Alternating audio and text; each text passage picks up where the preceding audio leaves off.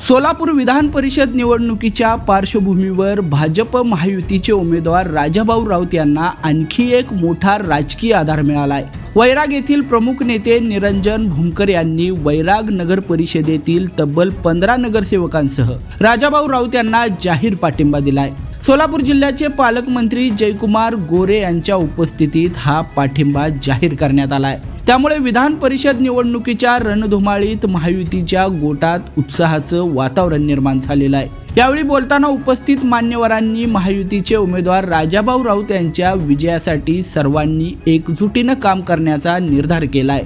स्थानिक स्वराज्य संस्थांमधील लोकप्रतिनिधींचा वाढता पाठिंबा हा राजाभाऊ राऊत यांच्या बाजूनं सकारात्मक वातावरण निर्माण करणार असल्याची चर्चा राजकीय वर्तुळात सुरू आहे। या कार्यक्रमाला भाजप महाराष्ट्र प्रदेश कार्यकारिणी सदस्य शहाजी भाऊ पवार, नाना धायगुडे, वैराग भागाचे नेते संतोष दादा निंबाळकर यांच्यासह वैराग नगर परिषदेचे सर्व नगरसेवक उपस्थित होते।